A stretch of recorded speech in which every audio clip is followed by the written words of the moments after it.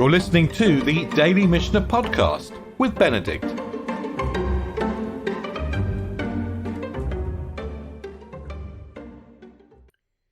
So we left the Mishnah yesterday with questions about fire breaking out on Shabbat.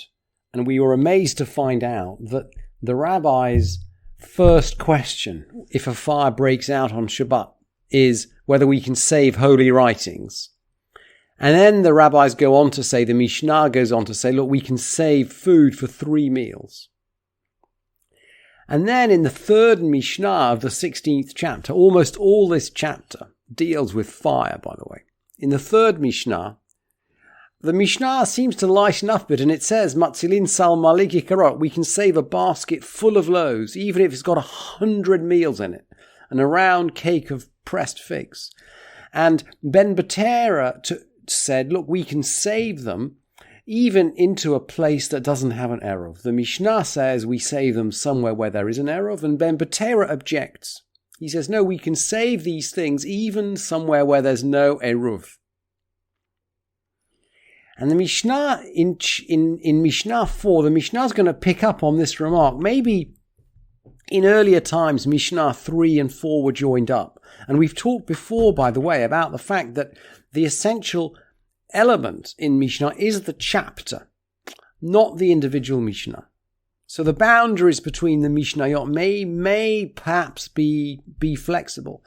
And certainly, Ben Betera says, Ben Betera Omer, af li she'eino mu'urevet, even somewhere where there is no eruv. And the Mishnah then picks up in immediately afterwards, Ulasham motzi kol klei tashmishor, and there he can carry out everything that he needs. So clearly this Mishnah just runs on from the previous one.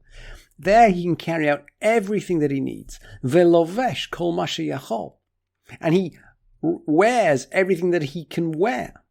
Ve'oteif kol ma sheyachol la'teif, and he's going to wrap himself in all that he can wrap himself. So it seems that we are carrying out into a place where there's no eruv, and we're not going according to Ben Betera's opinion that this is permitted. So we're going to wear these clothes or wrap ourselves in these clothes in order not to carry them on Shabbat.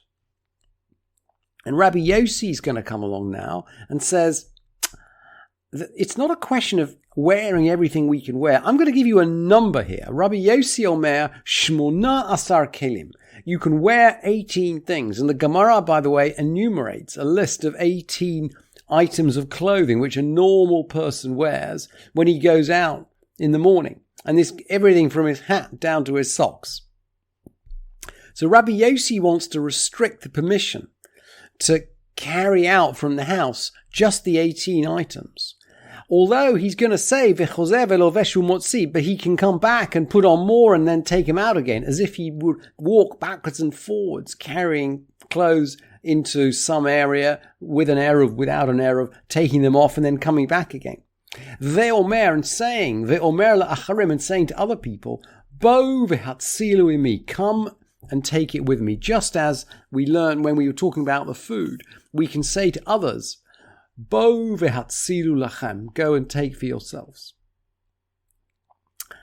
Now, so the Mishnah seems to be lightening up here, and this slight lightening up of the isur on putting out fire on Shabbat carries on. So Rabbi Shimon ben Nana says, Porsin orshel gadi al gabei shida teva umigdal. You can take a goat skin and spread it over a box or a chest or a trunk. She'achazbo et ha'ur. You've got one of these boxes, these storage cabinets. The word migdal, which means tower in modern Hebrew, we've heard in the section on trapping, referring really to a wooden box where we keep animals. We've got one of these boxes where fire has broken out. We can take a goat skin and spread it over it. Because it just singes. We're not going to light up the goat skin by spreading it over to put out the fire. We're just going to singe it a little bit. And Rabbi Shimon is then going to say, Ve'osin mechitza b'chol hakelim. We're going to make a fire barrier, a mechitza, a fire barrier, b'chol hakelim, in any kind of vessel. Bein meleim ubein rekim, either full or empty. Bishvil shelo tavor hadleka, so the fire should not pass. So we're going to build a fire barrier. What sort of fire barrier is this? Well, Rabbi Yossi is going to come in and spoil the party again. And by the way, the halacha doesn't go according to Rabbi Yossi in any of these Mishnayot. But Rabbi Yossi, when he comes in and spoils the party, is going to tell us a little bit about what this fire barrier is. Let's hear Rabbi Yossi. Rabbi Yossi oser. Rabbi Yossi prohibits. Bichlei cheres chadashim meleim maim. He forbids in the case of new earthenware vessels filled with water. Because because they can't withstand the fire. V'hein mit bakin, because they are certainly going to burst. Umechabin et hadkela, and they're going to put out the fire. Rabbi Yossi says, look, you shouldn't put out the fire, so to speak, indirectly. So I think the rabbis would all agree that you're not going to pour water directly on the fire on Shabbat. But Rabbi Yossi is saying, look, you wouldn't even do it indirectly by putting an enormous watery earthenware pitcher in front of the fire, such that the fire would heat it up and make it break. And then, of course, the water is going to spill all over the place, and it really is going to put out the fire. The halacha doesn't go according to Rabbi Yossi, and that's that is the Rambam in the commentary on the Mishnah, which is in my current printed edition. Ve'ein halacha Rabbi Yossi. It's not in the current printed edition. The halacha is not according to Rabbi Yossi. Actually, I understand that in the first printed edition of the Rambam, actually, the halacha is according to Rabbi Yossi. So maybe the Rambam changed his mind here. In different editions of the Mishneh Torah. He did revise the Mishneh. He wrote the Mishneh Torah when he was very young. I think I think he was not even 20 when he wrote the first draft of the Mishnah, of the commentary on the Mishnah. He wrote the commentary on the Mishnah in his youth when he was not even 20, but then he successively revised it as time passed. And as he began to develop the halacha in the Mishneh Torah, he would go back and revise the halacha as he brought it in the commentary on the Mishnah. So it's not unusual to see successive editions of the commentary on the Mishnah with different halacha. But generally the halacha in later versions of the commentary on the Mishnah will verge towards what he has in the Mishneh Torah, because the Mishneh Torah is the authoritative text of his thinking. And sure enough, and I brought them for you here. He says, if fire